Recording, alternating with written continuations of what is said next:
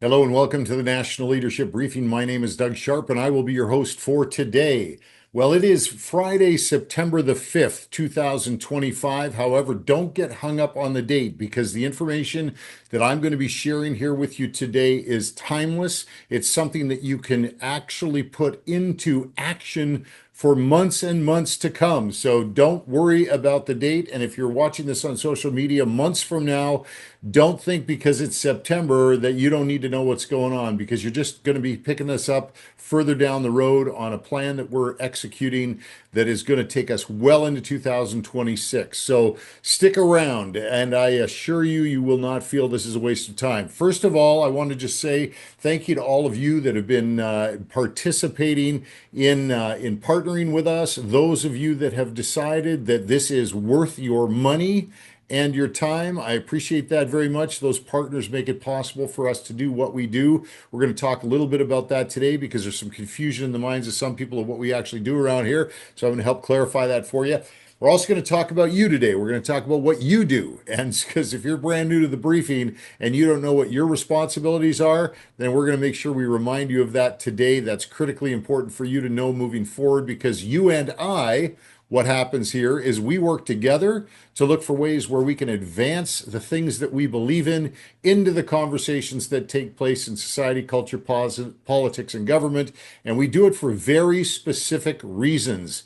We are followers of Christ. We are Christians. We want to see the gospel shared all over the earth, and we don't want anything to stand in our way. And we have had some things getting in our way lately, and as usual, many times we find it comes in the form of civil government. So we got to deal with that. Some people think perhaps here on the briefing we spend too much time on politics and government, but you know what?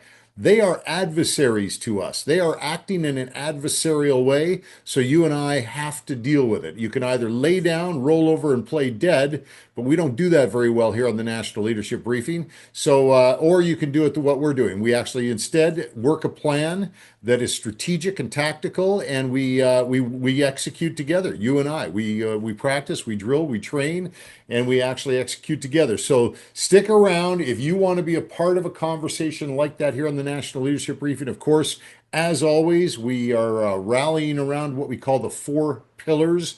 The four pillars are real simple. If you believe that parents have the right to raise their children the way that they want, without the interference of civil government, you're in the right place.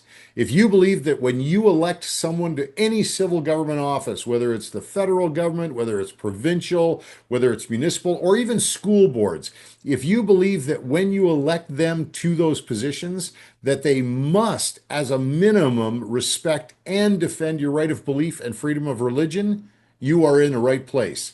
And I said, and defend. It's not good enough that they just respect our right of belief and freedom of religion.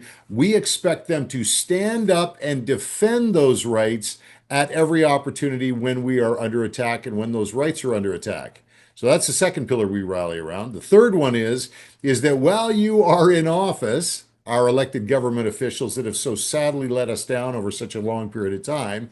As you are in office, we expect the laws and policies that you pass and enact to provide for the safety and security of the citizens, especially the vulnerable that live among us. So if you're in government and you are not actively working to protect vulnerable citizens with everything that you do, if you don't have like a minimum standard of whatever you do being something that isn't going to place vulnerable people at risk, then we will work to remove you from office. It's real simple. We have a zero tolerance for laws and policies that place people at risk. And then finally, the fourth pillar is that we believe that it is inappropriate for civil government to continue to heap debt upon the backs of our children and future generations. Now, does that sound like you? Does that sound like something you believe in? Because if it is, boy, we're sure glad you're here. And you know what? We so appreciate your time that we only meet for 1 hour once a month. That's always on the first Friday. always for 1 hour, always at exactly the same time, always finishing at exactly the same time, because you and I, we are busy doing what we're doing, and we want to stay where we're doing what we're doing the things God's called us as individuals to do. But we come together this once a month for 1 hour to remind ourselves that there are allies in our cause, that there are teammates on our team that all share the same belief, and that is that the gospel should be preached without any kind of interference from civil government, that people should have the opportunity to live free to choose Christ. And that is what we're here to do, is we're here to talk about things like that. And you know what? There's so many people out there that just hate the idea of you and I being free. They can't wait to lock you up, to shut you down, to lock you in your house, to do what they do to you. Remember back then? Remember when they locked you all down and they shut the doors and they said, "Don't worry, just do as you're told." And they imposed all kinds of fines. Some governments even tried to seize bank accounts. Do you remember those? And do you remember all the government officials that weren't in government at the time that didn't say anything about it, didn't stand and defend your rights of belief and freedom of religion? Okay, well, just got to remember all these things moving forward, that we meet for a reason. We're not just getting together. This isn't a play date.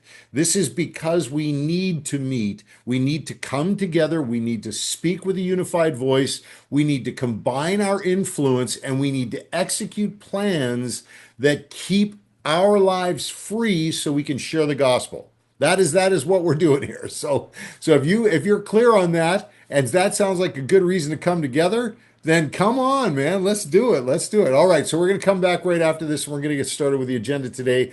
Of course, I should clarify for those that haven't been on the briefing before. Right now, we are in the middle of executing a strategy that has an awful lot to do with politics and civil government. That is where we're at right now. Now, it's not everything we do, so I'll do a bit of a rollover for you. I'll run through some of the other things that we do, so you can kind of get a sense that we're not just sort of on one page, stuck on one record all the time. But right now, we got a critically important plan that we're executing, and so we are going to be talking about that today exclusively. So just stick around. We'll lay it all out for you, and you'll see that there's a whole bunch more to it. But for now, let's just go to a quick break, come right back, and get started. All right, thanks for your time.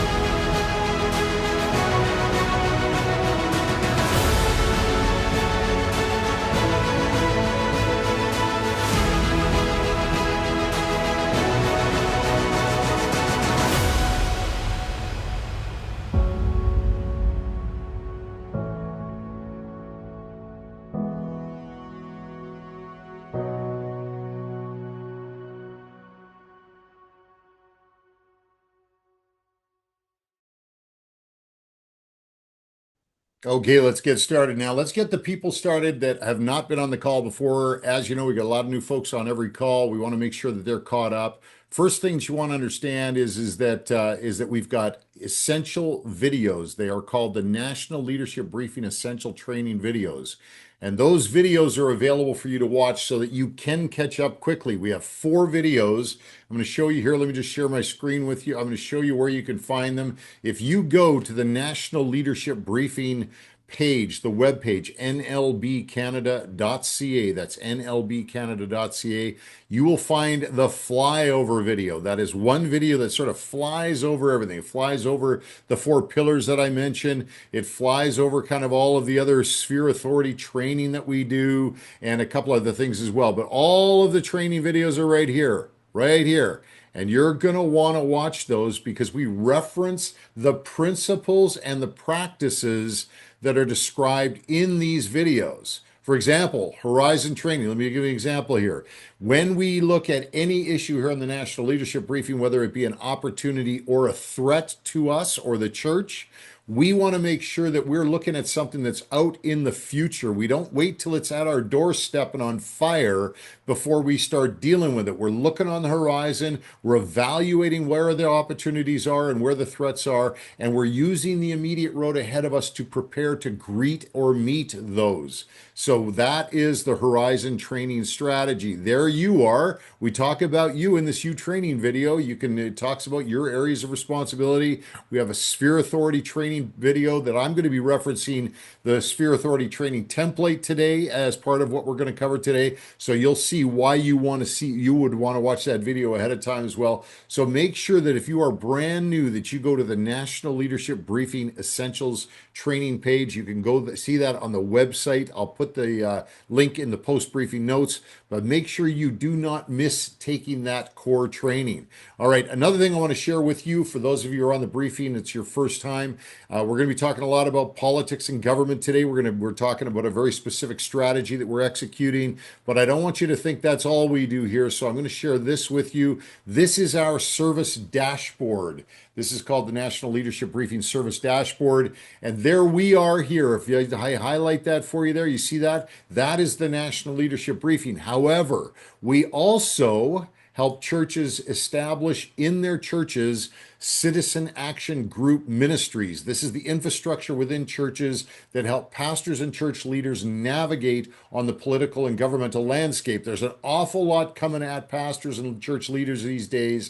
It's a very complex landscape right now in Canada. It's very threatening. There are landmines everywhere. And if a church takes the time to invest in establishing a citizen action group ministry, they will be better off for it. So we want to help do that. We also have a community transformation committee strategy where you can establish a community transformation team within your local church that works with marketplace leaders and municipal government leaders to transform your community that is into something that's more Christ-like and taking care of whatever issues is that you see are challenges in your local community. We have parents advisory committees that we help establish. We have kingdom influence training and education materials that we provide on the issues that the church needs access to. So, for example, if we've got a local church that has a senior population within, maybe they've got a lot of elderly people within their church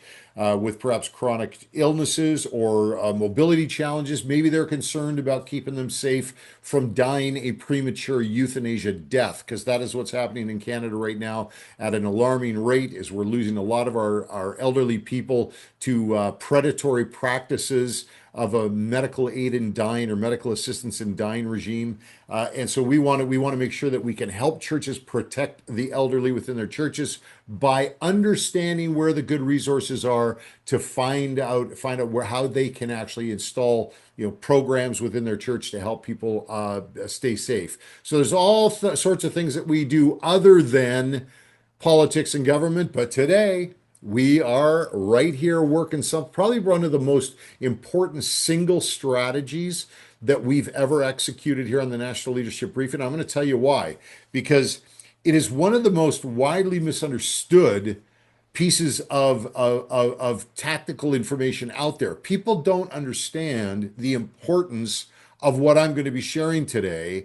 And I'm constantly running across people that, because of their ignorance, because of their lack of understanding and lack of experience and knowledge, and I'm not bashing anybody. I'm just saying it makes the education and information, the importance of this piece so critical. And it's important that I communicate it in a way that you can duplicate it and share it within your local churches. Because if you don't get it, you're not going to share it. So I'm here to raise your level of understanding of the issues related to what we're going to discuss, so that your competence increases in sharing it with others. And when your competence increases, your confidence increases, and you become even more effective as a special trained operator in your local community. So that's why we're very careful about making sure you understand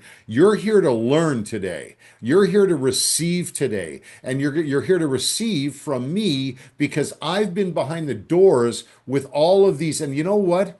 There's terrible people that are behind these doors in civil government, and they want to do terrible things to you. And so if you want to stick around and actually think tactically and work strategically to actually confront these people and the things that they want to do to you, then you are again in the right place. Now, again, we could roll over and pretend it wasn't happening to us, but it is in fact happening to us, and it's going to happen to us in a bigger and bigger way as time goes on if we don't do something about it. Now, you're going to run into people, I've said this before, I'll say it again, that have other ideas and other ways of dealing with this. And I just say, okay, well, hold up their plan to our plan, and you decide how you want to execute. But what I'm going to suggest to you today is what we present today is the only answer at this stage. There is only one answer at this stage of the game where we're at in dealing with the political regime,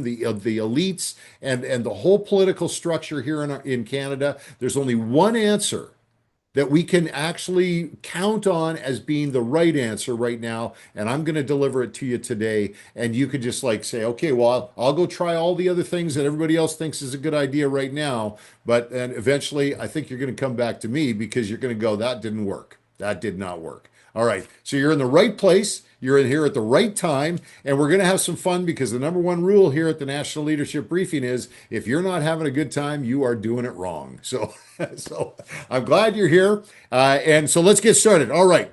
So we know all the other things we are not doing today. This is what we are doing today on the National Leadership Briefing, and with Canada Family Action, the parent organization, a while back. We realized that there is one fatal flaw in our plan. I mean, we are activated as an organization, and the people that we serve and the churches that we serve, we are actively working within the political structures of our nation because we believe that by being present within the political parties and engaging in the political operations of all of the things that are going on, whether it's at election time and voting, or whether it's at a policy convention or a political party, or, advancing policies for the things that we believe in, whether it's volunteering or donating money, we engage in all of these processes because we know that by our presence and Holy Spirit in us, inside of those structures, then we have influence. We bring influence to the table. Now, if you take a look at this, I'm going to slide this over and I'm going to just give you an idea. See, this is a sphere authority training template, and that's you right there. And so what we teach is we teach you to understand that you have an area of influence that you're responsible for, whether it's in your family or your locally or your local church, but you make all the decisions about that. But what we say to you is that you've got to gather support from all the other people around you. Sometimes because challenges are bigger, you've got to build coalitions of people and bring them together and speak with a unified voice so that your voice is loud enough to be heard in the other areas of society. Now, this particular government or sphere of authority within our society is the one that is causing us so many challenges these days. And so you have to understand that if civil government, which has special powers that you don't possess, and let me give you an example here. So they have the power to tax you, and they have the power to legislate. Now that power was transitioned to them at election, but once they have it, what they can do with it is they can hoard the power and they can use it for nefarious reasons to subdue you. And that is what's happening here in Canada is the whole civil government structure. Now, I'm not just talking about our current federal government or your current provincial government. I'm talking about the government structure. I'm talking about the political parties. I'm talking about the bureaucracies. I'm talking about all those guys that go to work every day and sit in their offices and think about ways that they can subdue you and take away your freedom. They don't want you to be free to do the things that you want to do as a Christian in our nation. So what they do is they spend all their time doing that. We got to spend some time over here thinking about what we're going to do about that. So that's what we've done today here is that we've dedicated some time to deliver you a solution that you can use that we're all going to do together. We're all doing this together to confront civil government. Whether it's the Liberal Party of Canada, the Conservative Party of Canada, the NDP, your provincial parties, your local school board, whatever it is, but you got to have a plan because civil government is expanding and bloating, and they are taking their power and acting in a tyrannical way to an end. They have an objective that they want to secure they're working their plan. If you don't have a plan, if you're just sitting over there as an individual and you're not in a coalition with a bunch of other people and working together and actually thinking and living strategically right now, you are going to get bowled over. That's the reality. And it's not just going to be your freedom, it's going to be your economic well-being. Did you know right now, for example, that civil government, there are people that go into their offices every day and they say to themselves, how can we extract as much wealth out of the individuals and organizations in our nation in those areas where they have stored wealth? So, for example, you might have heard that they're looking at right now the equity in your home. Well, to civil government leaders in Canada right now, they're looking at the equity that you have in your home and they're saying, hey, that's a store of wealth. How can we get our hands on that? How can we free up that economic energy to fuel the fat, bloated, grotesquely ravenous, eternally ravenous engines of civil government? They're looking at that store of wealth, the equity in your home, and saying, can we tax it? Could we just confiscate it? What could we do? How could we actually get our hands on that? Or they're thinking about other ways of taxing other things that you have. Are we taxing the citizens enough as they transition their assets from one generation to another? Perhaps we should be taking more money from individuals so that their children are poorer. And so their children, no matter how much success that their parents meet with, that we could take more of that in the form of taxes so we can always keep them bond servants of civil government. And if they're bond servants of civil government and without freedoms, without economic freedom, they can't have the freedom to move around and build and grow and do. They'll just be subservient peasant class people forever. And that's why they're having conversations right now about universal basic income. I've talked to people in Canada who are applauding the idea that universal basic income, oh, what a great idea, man. Everybody in Canada gets a check. Isn't that a fantastic idea? And of course, the vulnerable people are going to get a check. That's how they sell it to you. They say, hey, of all the vulnerable people, we're going to make sure that we're going to raise them out of the poverty line. We're going to take them out of the depths of poverty, and we're going to raise them up so they can eat and they can have great lives and do all these things. Well, they're going to do that by grabbing a hold of all of the resources that you and I generate, and they're going to do all of that actually and force it on you. That's the difference. There's a benevolence in us. There's a heart for the vulnerable that we have, but we give freely. They want to confiscate it from you. That's what they want to do. So anyway, so we've got this situation in Canada. And if you're thinking, well, that's just like one party or another, like immediately right now, because we have a liberal government at the federal level, we might be thinking to ourselves, oh, well, it's just they're the bad guys. And all we got to do is get the opposition in, and then they'll get in and they'll save the day. Okay, well, that sounds familiar to me because I was an active member of the Stephen Harper government team. Like I was actually working for a federal cabinet minister during every single year that Stephen Harper was the prime minister.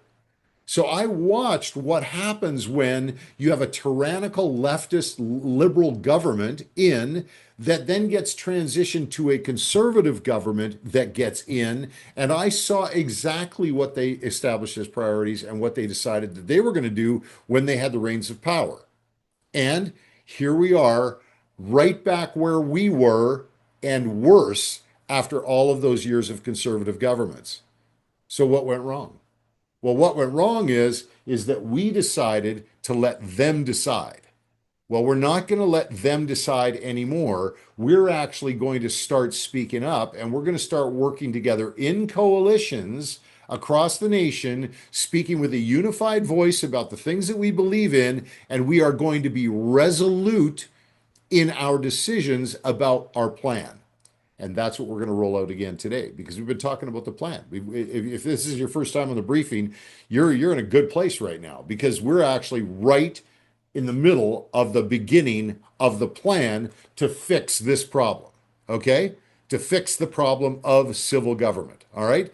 So glad you're here. Thanks so much for being here. We'll take a quick break because I know that if you listen to me too long, yeah, we got to charge the room with a little bit more oxygen. So, but anyway, so thanks for coming. Thanks for being here. Let's take a quick break. We're going to come back. I'm going to introduce you to some people that you're going to need to know moving forward because they are part of the plan, and then we will roll up more details of that plan. All right. So come back in a minute. Bye for now.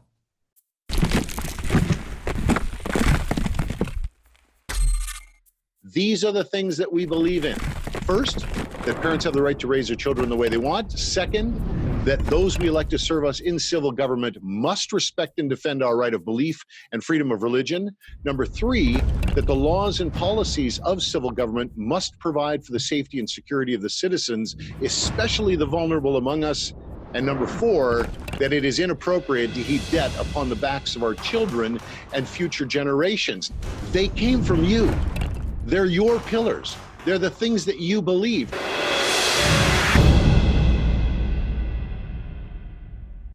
All right, everybody recharge your batteries, get a brand new drink going. Good, good. That's good. Okay, so we're going to finish off here today on time, but want to make sure we cover all the bases. Also want to make sure you know I'm not mad. I'm not mad. I may have come across a little bit angry there, but you know what? I get frustrated. I get frustrated because there's a few things out there. One thing is that like these guys, these political class guys, all these members of parliament and these local provincial MLAs and all that stuff, they're just not going to change unless we do something about it. I mean, we have a situation where either we're going to force them to change or they're just going to stay the same. And if they stay the same, we're going to stay in the same place. So we're motivated in a positive way to affect change that will produce positive results. So believe me, it is a very positive thing. But like anybody else, you know, you get a little bit frustrated. I also get a little bit frustrated when I actually invite other people. Hey, show me another way. Show me another way that will produce results. And they honestly they just don't have an answer, or they think they have an answer that's based on dreams and fairy dust, unicorns, whatever. So I'm actually living in the real world. I'm here to tell you, I've been doing this a long time. I know these guys. I know the people that I'm working with here. And I can just tell you that if we don't do it this way, it's not going to get done. All right. So what is this way? What are we talking about? All right. So we're in a situation now in our nation where we just come out of a federal election and we have the Liberal Party of Canada. They're the ruling party. They have the prime minister's chair, Mark Carney, and Mark Carney as the prime minister and as a liberal in that position is going to do pretty much whatever he wants for as long as he's there. Like, I mean, he really is going to rule in a very tyrannical, dictatorial way. Mark my words, like it's happening already. The first thing he said was, "We don't need a budget. You don't have to actually. I'm not going to tell you what we're going to spend your money on." And he's just looking down his nose at the peasant class. And why is that? Why is that? Well, because he knows that within the political structures of our nation, he's only going to be there for so long. That's just how it works. They're only there for so long. And then they either transfer to another leader, they do the magic thing like look over here. And they just, whatever it takes for them to hold a grip on power, they will do. But he's going to try and do as much as he can while he can do it. And he's got an awful lot of power that's consolidated within the office of the prime minister. And he's got a rock solid Senate in Canada here that is just going to go along with whatever he wants because Justin Trudeau, as the prime minister, has stacked the Senate of Canada, pretty much putting almost every senator that there is in the Senate, he put them there over the last 10 years. And he's actually got a pretty solid grip on power. However, At the last election here in our nation, there were razor thin margins in many of the electoral districts. There were so many electoral districts where it could have gone either way, and the Conservative Party of Canada, they all ran candidates. They did great in some ridings. They got more votes than they ever got in some ridings, but the Liberals got that much more, and they just edged them out. They just edged them out. And Mark Carney and Pierre Poilievre both know that the margins are razor thin. Now, during the last election, we also learned that at the Conservative Party of Canada, when it came to us, Christians, with our Christian views of things like, we really believe that babies in the womb need to be protected. That's us. That's who we are. We also believe that euthanizing thousands and thousands of elderly people every year and letting the law run amok. We think that's wrong. We also think that gender blocking or sorry, puberty blockers being given to children and radical sex change or attempted sex change operations and surgeries. We think that's wrong too. But when you went to engage in any of those conversations during the election, we didn't have a place where we could engage with one of the major political parties, right? We didn't have, like, the Liberals weren't going to talk about it. So we needed the Conservatives to talk about it. We've been engaged in that party for a long time. As a matter of fact, Christian conservatives make up a large percentage of the base of the Conservative Party of Canada. And I know that because I've been inside the meetings and the policy conventions, and I've been at town halls, and I can just tell you right now, Christian conservatives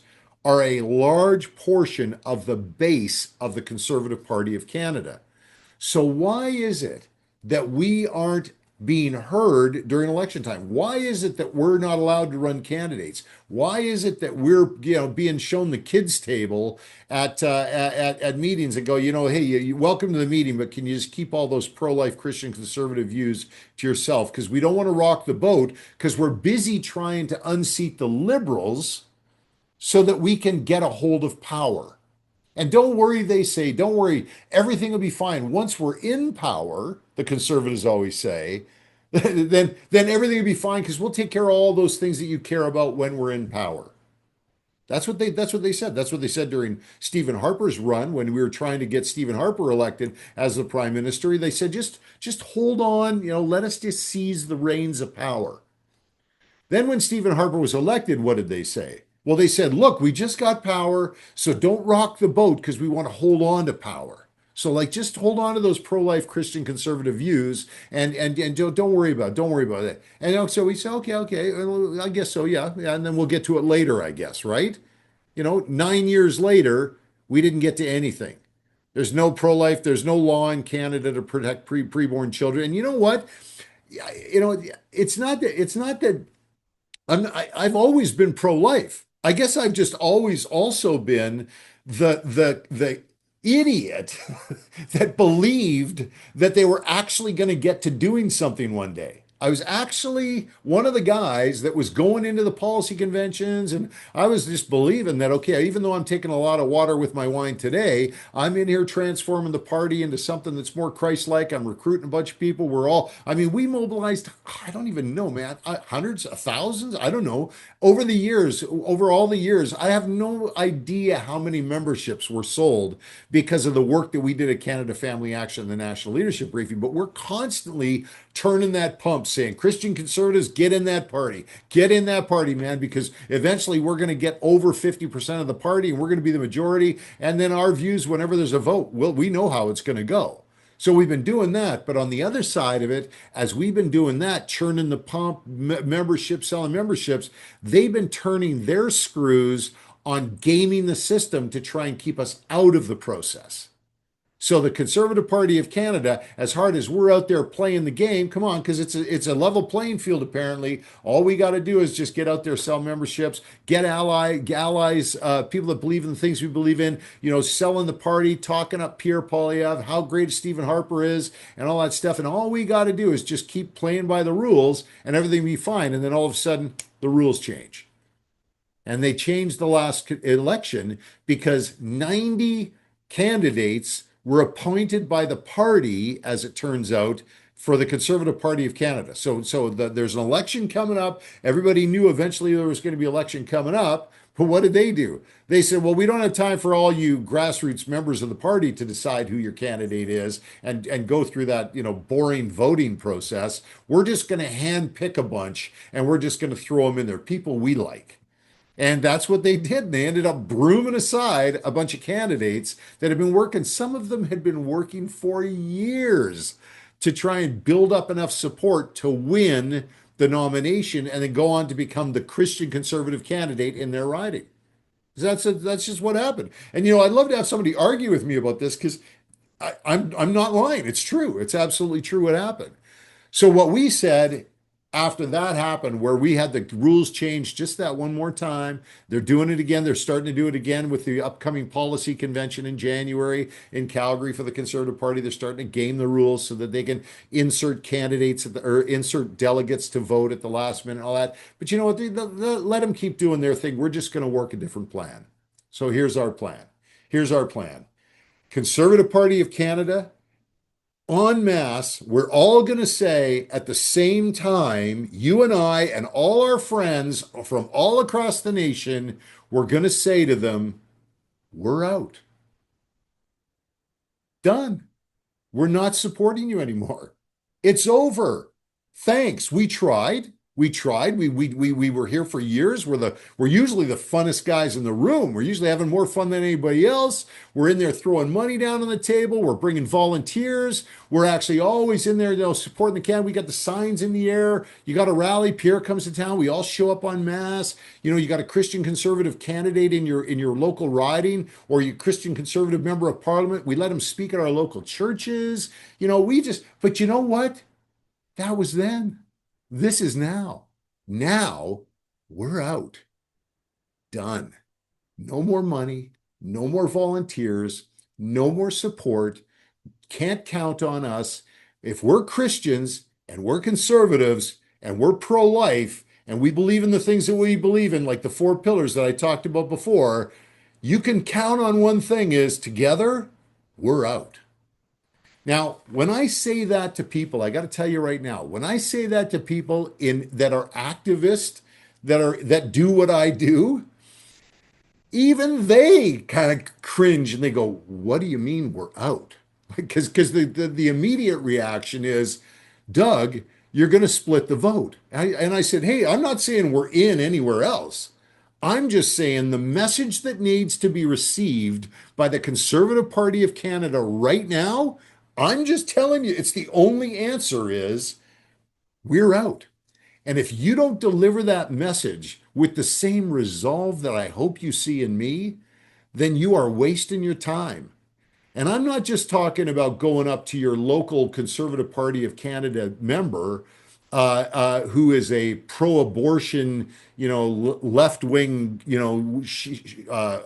wolf in sheep's clothing. I'm talking about you got to say that to everybody. You got to say that to Leslyn Lewis. You got to say that to Arnold Viersen. You got to say that to Tamara Jansen, who just got elected, and you got to say it to all the Christian candidates that have already been elected. You got to say that to Pierre Poilievre. You got to say that to your local electoral district association president. You got to say it to everybody. We're out. I'm on a local electoral district association board for the party, right? And I'm still activated within the party. When I say we're out, like we're not going to vote, that doesn't mean we're not going to keep showing up for meetings. We're going to still fight for our right to be in the party. Like you're going to have to yank my membership. If you're so unhappy with my view right now that we're withdrawing support nationally as Christian conservatives in our nation, you're going to have to pull my membership. I'm not going to give it to you. I paid for it. I bought it. It's mine. You said I could have it for $15. I took it for $15. I'm just telling you that our support is gone, and we've got to say that all together. But again, I got to tell you, a lot of the people that work with me, a lot of people that are on the street, they think they got a better way. They think that they don't think they have to deliver that message. They like their member of parliament. They like having that relationship of comfort and all of that. But you know what? It's time to get just a little edgy. It's time to get a little in their face and to say, we've had a good run. Thank you so much. Thank you so much, Pierre. And by the way, I've known Pierre for 22 years. Okay, just so you know, I've got a picture of me and Pierre, and he looks. I think he's 17 when I first met him, right? So I mean, I've known him a long time. So I mean, I just go to Pierre. I go, hey. I mean, I would just say to him to his face, that was great. It was good, but we're out. Okay, now that's not the whole message, though. You don't just say I'm out, and then you just go. You go now. What the next part of the message is that we got to deliver is that was then. I was in, but now I'm out. Let's talk about the future and open up a conversation with absolutely every single person that you run into within the Conservative Party of Canada, that there is an opportunity here for them to negotiate with us for our support. And we can one day perhaps move back to that beautiful, blissful place where we're all just relaxed in the same room, going, holding the Conservative Party of Canada flags over our heads. We're writing checks. We're knocking on doors for candidates. Maybe we can get back there. But let's just see. Let's have a negotiation. However, the starting point for our negotiation is we're out. That's the starting point. Okay. So now there's various issues also as part of the negotiation, the next stage of the plan. The next stage of the plan is that we then make a list of all of the things that we want to negotiate for, right? So obviously they're negotiating for our support. You know, we give an opportunity. We say, look, we're out. All those things that we talked about a minute ago, you don't have that anymore, but we can negotiate to get that back. However, we have some other things that we just want to make sure we're clear on. First of all, we need to be crystal clear on what we require before we give them our support back in the area of pro-life policies and laws. What do we want to see them have as their election platform planks for the next election? What do we want them to say about their commitment to protect preborn life in the womb? And we don't want to hear, we got to be clear with these guys because I tell you, they're slippery. They're slippery. Oh man, I'll tell you, they are slippery, especially the ones that have been around. The longer you are in Ottawa, the slipperier you get. Okay. And you could say, but Doug, no, that's a broad brush. You can't just paint everybody with it. You know, okay. All right. You either become slippery or you become useless to us. Like, I mean, that's exactly what you could divide Ottawa into, is you could say you're either slippery and you're just trying to get around the system, or you're of no use to us in the role that you have, because you're not doing anything that is going to help us advance our cause. So there are two categories. I'll give you that. All right. So what we're doing is we're going to be negotiating for the things that we need to see for our support in the future, like pro-life laws and policies. We also have a real sincere desire to have euthanasia laws reevaluated in our nation. I mean, if I don't know how many, I know that our tolerance in Canada for Canadians right now is about 100,000 babies being aborted every year in the womb. And the reason why I can say that is because that's what we're doing. That's what we're doing. It's like, there. Oh, there's another one. There's another one. There's another one. There's another one. Like we seem to be okay with that. That's our tolerance for that. But how many elderly people? How many chronically ill people? How many people with mobility challenges? And now, how many children? They're talking about now, hey, yeah, absolutely, euthanize children. Sure, let's do it. Yep. And what's our tolerance for that? Well, we haven't really explored the limits of it, but I can tell you we're up around 100,000 total already, and we've been euthanizing only just for a few years. So we seem to be pretty good at it. So if we need to hear from the government, we need to know if you're going to propose to have us support you in the future, we want to know what you're going to do to stop that. Don't tell us what you can't do. Don't tell us that, oh, well, you know what, there's not a tolerance for that in Canada. We're going to lose support if we start talking about limiting a woman's right to reproductive health, if you can believe that. I always chuckle at this. Like, I mean, what a ridiculous thing to say, but they say it. So we gotta be clear on what and protecting children. I mean we've got provincial premiers that are willing to stand up and go, enough is enough, time out, stop. We're not going to be radical surgeries on children. Stop. We're not doing that. Where's our national leadership on that? Can we get some commitment somewhere? Give us something to vote for. Give us something to support. And then what we do as coalition leaders, because each one of us, all of us, you, where you are locally, remember the sphere authority training template where you're in your local community and you're gathering support and building coalitions around the people that share the views and values that you have. When you get all of your people together and you hear Pierre say, "Hey, I'm going to go do this," you can say to Pierre, "I'll commit to taking that message back to the people that I serve." Because I'm responsible in my sphere of influence, as the center of my sphere of influence, to keep the people that I have influence within their lives by being a participant in their lives, an active part, caring about them and wanting to keep them informed. I'll pass on your message, Pierre. Now, you might say to yourself, "Well, I don't have a lot of influence. I don't know a lot of people." Come on, please.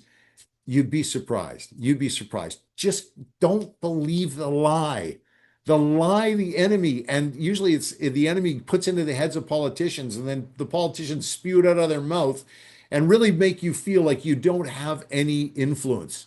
You have a ton of influence. You have one of these. You have two of these, one of these. You can use it. You have heart. You have Holy Spirit inside of you. My goodness. Just let Holy Spirit do the work. Get out of the way and let it go. You have a ton of influence. And if you have a heart that's grounded in love, and you're not going out there mean and bitter, and you're always having a good time, like I say, because that's the number one rule. If you're not having a good time, you're doing it wrong. And you're just communicating and you're saying, "Look, it's real simple. We're all out. We're not supporting the Conservative Party anymore. However, we're negotiating with them for a platform for the upcoming election. We want to see some things that we believe in. And as soon as they tell us something that is positive, that I think you're going to be interested in, I'm going to tell you what they tell me." So you didn't then look to your friends and all your family who are all standing there with their votes on the sidelines, withdrawing their support from the Conservative Party of Canada. They recognize the value of their vote. They know because you've told them that your vote matters, that your voice matters, and your support as you withdraw it, as we all withdraw it, thousands, tens of thousands, hundreds of thousands of Christians from all across the nation withdraw our support from the Conservative Party of Canada. Well, you know what? They're just waiting. They're just waiting for that opportunity. They're waiting to hear from you, for a word from Pierre to say, "We're going to protect children in the womb. We're going to stand up finally, and we're going to do the right thing." And whatever it is, Pierre, whatever you want to tell us, we'll share it with the people we serve. Now, wouldn't that also be nice, though?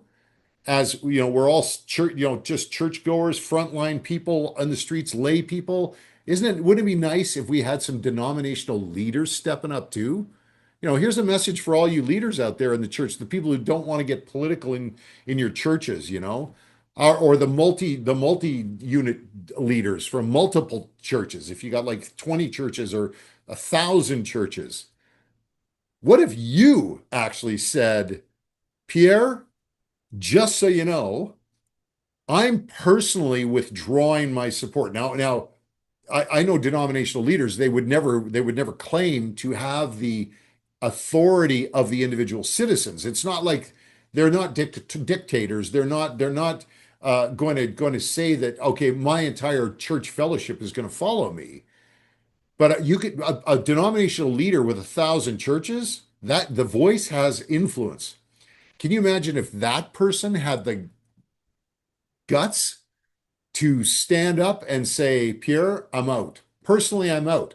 And I'm telling people I'm out, Pierre. I'm telling all my churches that I'm out. Now, I'm not going to tell them to get out.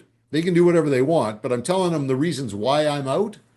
And I'm going to tell them that I'm doing it for these reasons because I believe, Pierre, you need to receive a message from me that I'm out. And then if you tell me, Pierre, something that you're willing to do going into the next election to entice or encourage me to get back in and support you and to be a voter and a donor or whatever, I'll tell you what I'll commit to do. I'll share whatever you tell me with the people that I serve. Now, I won't tell them to vote for you, but I'll tell them what you tell me. So tell me whatever you want. And of course, if you don't say anything at all and you don't come up with anything at all, I'll tell them that too. Okay, can you now are you catching on that like I mean I'm again I am just I'm just saying if someone's got a better plan than this, then let's do it. Man, I'm all ears. I am all ears.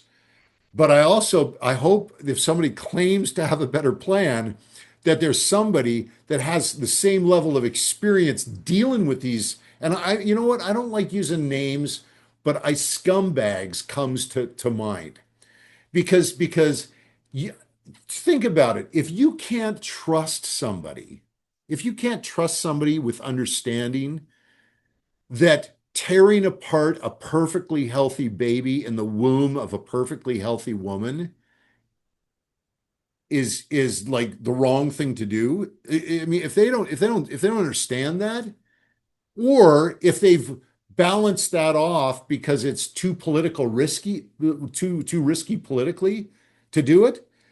I mean, doesn't that sound like something a scumbag would do? I mean, I'm just saying again, I don't like names, but I'm just trying to put words to it, right? If you can't trust them with that, how could you trust them with government? How could you trust them with like the purse strings or making decisions about where the road should go? I mean, I so at the very we're just asking them to make some very basic, morally sound decisions about a very straightforward issue, right? So anyway, so this is why I wanted to spend time with you today, is because, and we're not going to have time. I've got some guests that I want to introduce you to, and we're going to get to that next briefing. But for now, drill down on what I'm saying. I want you to explore this in prayer. I want you to spend some time digesting it. Why don't you share this video with a couple of people and say, what do you think about this?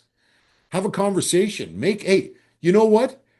Bring it out on a home study night. If you have people over at your house regularly, why don't you bring up the video and play it? Nice to meet you all, by the way, if somebody did do that. And I hope you take the opportunity to prayerfully consider what I'm saying. Because we have a road that we're walking. Remember Horizon training video? Remember that Horizon training video I was talking about? I see a threat on the horizon. I see a threat on the horizon. The threat I see is that Christian conservatives are shut out of the political processes of Canada. We don't even have access to the levers anymore. And if you think that when we're shut out of the process, things are going to get better or stay the same for us in Canada, I'm here to tell you you're wrong.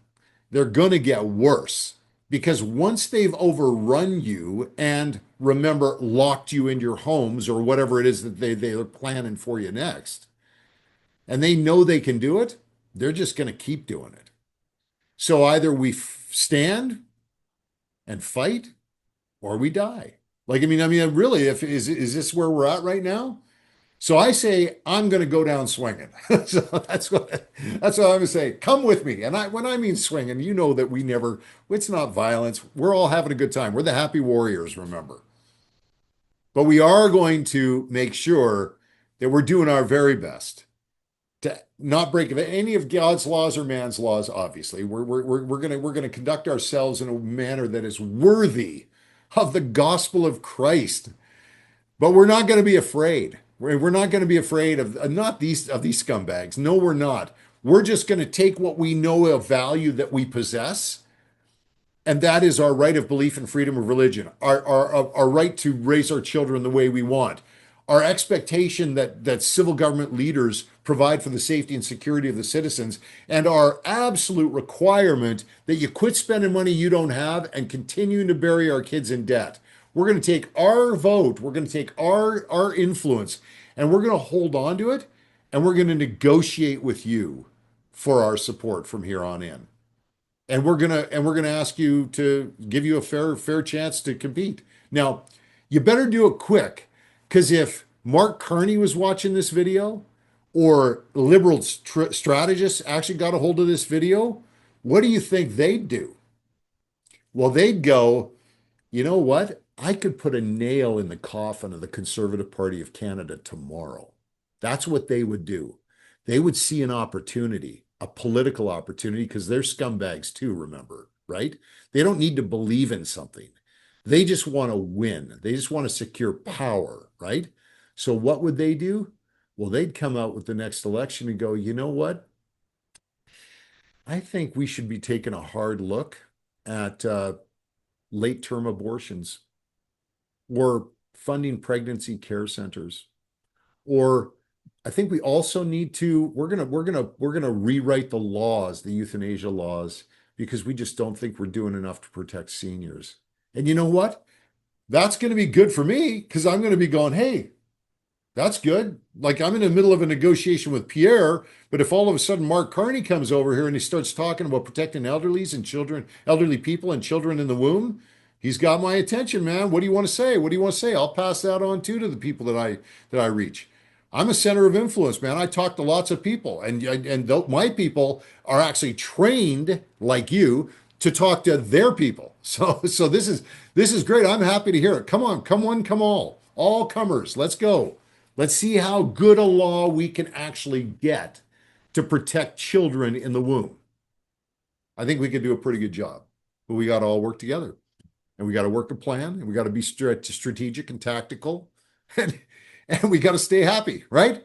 Got to stay happy because you know what we possess in us, the hope of glory. Yeah, Holy Spirit in us, right? And we could want to share that with people, and we don't want anything to get in the way of that. We don't want anybody standing in our way at election time saying you can't run as a candidate. Because you know what? We don't like people gaming the system, trying to keep us out of the system. And that's why we're doing what we're doing, for freedom. Freedom to share the gospel. Remember, I brought it all the way back, man. I'll tell you, a pastor would be kind of impressed with it, I think, that I actually landed the plane back. They always talk about landing the plane back on the airstrip. So, and I didn't probably have more than 3 points, but still, I think it'll preach. All right, anyway, so thanks so much for your time today. I tell you what, I'm just going to leave it there for now. I don't know how much time we are. I hope we're still on time. But I just want you to know, man, I love you guys. I care for you so much. I love the church. I love pastors. I have such a heart for pastors. You guys are just getting creamed out there. You're burdened. You got way more on your plate than you could possibly handle. Want to lighten your load so much, but we got to get this thing out of the way. We got to quit pretending that everything's fine, because it's not. So we're going to crush it with this strategy, man. We're going to crush it. We're going to get pro-life laws here in Canada, and we're going to get it done right away, because you know what? It's a strategic and tactical play that I think is actually it's Holy Spirit inspired. I'm not suggesting to you that I came up with. I mean, it's like the Lord is what he downloads things to me. I share them with you. That's how it works. All right. Okay. So anyway, so until we meet next time, I want you to look to the post briefing notes today. Remember, everybody that's on the briefing today, you're going to get post-briefing notes as long as you're registered for the National Leadership Briefing. If you're not, if you're watching this on social media, if you're watching this and you've just picked up the video somewhere, I got to tell you, you're not going to get post-briefing notes. You got to go to nlbcanada.ca, nlbcanada.ca, and register for the National Leadership Briefing, and you'll start getting the post notes from every briefing. And you'll get invitations to the next briefing. Because remember, 1 hour, once a month, we're here, you and I, spending time together, and we are advancing the cause of Christ in our nation. Let's do it. Let's do it. All right. Thanks so much for your time today. Until we get together next time, remember, I'm going to be praying for you. I'm going to be praying for your family. And I'm going to keep praying for this great nation of Canada. Bye for now. The bear has been poked. It's time to wake up from our slumber and stand together, united as one. One family, one body, one church. We will not walk past the vulnerable. Say nothing, do nothing, and turn a blind eye. We are citizens of a great nation. We are good Samaritans to our neighbors. You are not alone. We are the largest unified voice in Canada. So we stand united. This is our rally cry. We are Christ to our nation. This is our battle cry. He shall have dominion from sea to sea, and from the river unto the ends of the earth. Righteousness will reign. Justice will prevail. We are united.